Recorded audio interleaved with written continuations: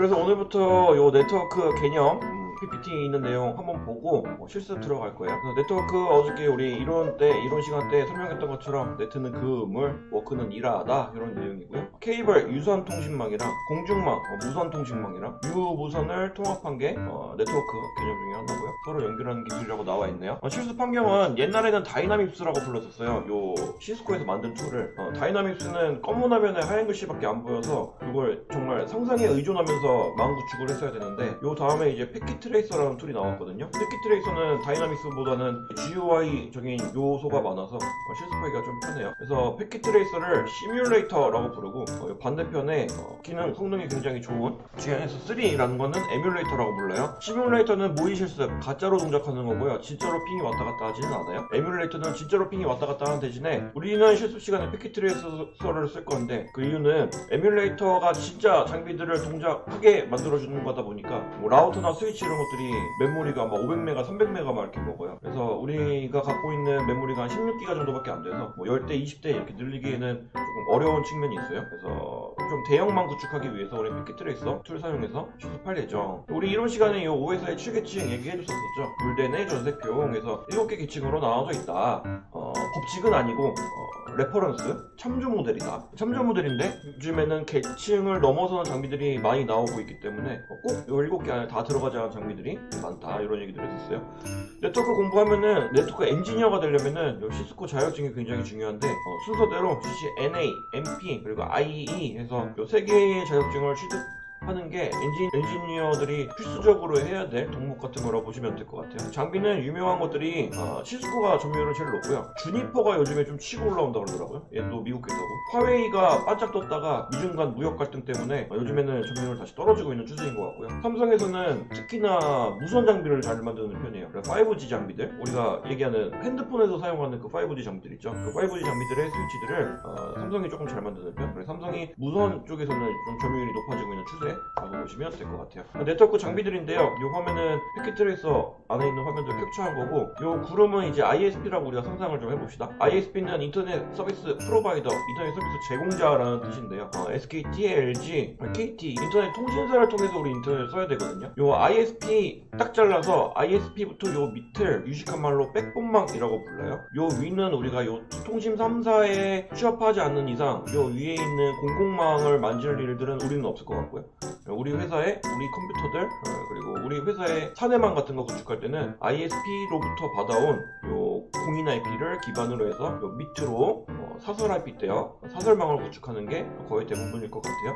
잘라서 요 밑을 백본망 이렇게 부르는 경향이 있다. 위에서 소스선 받아오면은 그 다음에 이 부분을 방화벽이라고 부르는 장비들, 요즘에는 UTM이라는 이름으로 요 기능들이 전부 다 포함된 장비들을 많이 사용하는데요. 방화벽을 제일 위에 최상단에 제일 대문 앞에다가 꽂는 거예요. 들어오는 문 첫 번째에다가. 그 다음에 방화벽을 타고 들어온 안전한 선이라고 판단되는 여기서부터 이제 라우터 최적의 경로를 중계해주는 장비들을 만들어줄 거고요. 라우터 밑에 스위치 혹은 스위치형 허브형 스위치 다 비슷한 역할들을 하는데요. 라우터에서 받아온 신호를 뿌려서 요 밑에 있는 디바이스들, 단말기들, 터미널들에게 논리적으로 선을 뿌려주는 역할들을 하는 아이가 스위치라고 보시면 될 것 같아요. 네트워크에서 사용하는 프로토콜들인데요. 우리가 많이 사용할 프로토콜은 여기 보이시는 라우팅 프로토콜이라고 부르는 애들을 많이 사용할 예죠. 라우팅 프로토콜의 종류들은 굉장히 많아요. 근데 그 중에서 우리가 많이 사용될 애들만 가지고 와서 사용할 건데요. 크게 두 가지로 나눠요. 정적 라우팅과 동적 라우팅. 정적 라우팅은 요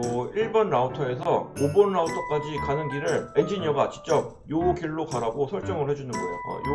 요 라우터에 요 선 밑에 딸려있는 디바이스들이 여기로 넘어가고 싶으면은 통신 길 선로를 일일이 하나하나 전부 다 손가락으로 IP 대역 쳐줘가면서 만들어주는 게 정적 라우팅. 동적 라우팅 같은 경우에는 요 라우터 밑에 포함되어 있는 네트워크 대역이 이만큼 있다. 요 밑에 있는 애가 요만큼 있다 그러면 인접한 라우터들끼리 네가 갖고 있는 IP 대역은 뭐가 있냐라고 서로서로 물어봐가면서 경로 설정을 자동으로 해주는 애들이 동적 라우팅 이렇게 보시면 되고요. 동적 라우팅도 또 두 개로 나눠져요. 최소 거리 기반의 라우팅 해주는 거리 기반 RIP, EIGRP, BGP 이런 아이들이 있고요. 요 네트워크 선로의 상태까지 확인하는 상태 확인, 동적 라우팅이 OSPF 등등등등. 그래서 다시 한번 라우팅 프로토콜은 정적 라우팅이랑 동적 라우팅 요 두 개로 나눠진다. 동적 라우팅 또한 두 개로 나눠지는데 거리 기반과 상태 기반 두 가지로 또 나눠진다. 이렇게 보시면 될 것 같아요. 그 다음에 NAT, DHCP 이런 것들도 배울 건데요. 공인 IP는 돈 주고 써야 돼요. 네이버나 다음 같은 경우에는 서버 단위가 막 5만 대, 6만 대, 뭐 거의 10만 대 육박할 정도로 서버 단위가 많은데 그 10만 대를 전부 다 동적 IP로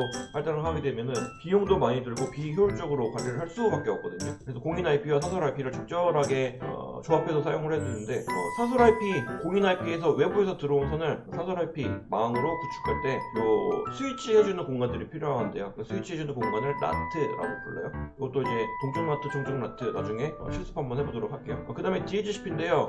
DHCP는 서버 단에서는 많이 사용 안 하고요. PC 쪽에서 사용을 많이 하고요.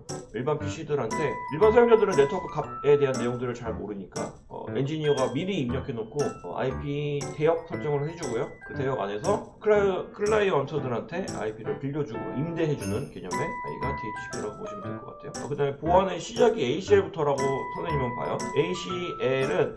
ACL의 약자는 액세스 컨트롤 리스트. 액세스 컨트롤 리스트의 뒤에 컨트롤 빼서 액세스 리스트 이렇게 부르는 교양들도 있어요. 그래서 IP를 밴시키거나 나쁜 일 하나 있으면은 그 IP를 더 이상 들어오지 못하게 만든다든가 아니면 반대로 모두가 못 들어오게 하고 특정 IP 대역만 들어오게 만든다든가 대표적으로 이제 인트라넷 이런 것들이 있겠죠.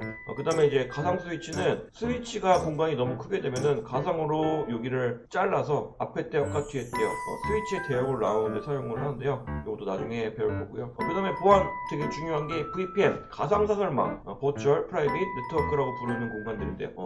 전용망 그리고 공중망이라고 부르는 공간들이 있어요. 전용망은 진짜 실제로 여기 있는 선을 1대1로 뚫는 거예요.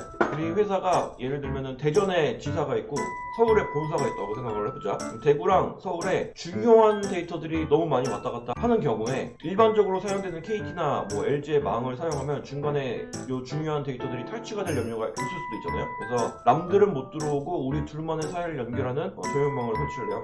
상상을 해보자. 서울에서부터 대전까지 광 케이블로 연결을 한다고 쳐봐. 근데 광 케이블이 우리 이론 시간에 배웠던 것처럼 해봤자 한 10km 정도까지거든요. 근데 대전 넘어가면은 100km 단위가 넘어가잖아요. 신호가 감쇄를 하기 때문에 중간중간에 브릿지 역할을 하는 장비들이 필요하게 되겠죠. 그러면은 서울에서 대전까지 브릿지 장비들 또 설치를 하고 일자로 안 돼 있으니까 꼬부랑꼬부랑 도로 따라서 만들고 그 도로에다가 여기 선이 매설되어 있어요. 펜만 붙이고 요걸 할 수가 있을까? 거의 실질적으로 불가능하다고 보거든요. 일반적인 사기업에서 서울에서 대전까지 광 케이블을 놓는 건 거의 불가능하단 말이야.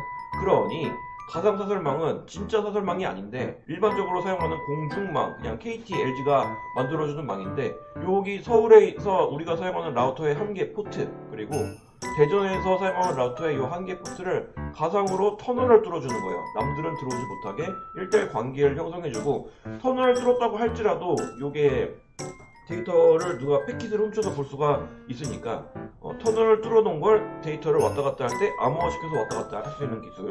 다시 한번 터널링 1대1 관계 형성해주는 거. 두 번째 관계 형성한 다음에 암호화시켜서 전송하는 거. 이 두 가지를 합쳐서 VPN이라고 부르거든요. 그래서 이 VPN을 이용해서 전용망을 가상으로 만들면 비용도 절약되고 운영하기도 편하고 이런 측면이 있다 해서 VPN으로 가상사설망을 구축한다 이렇게 보시면 될 것 같아요.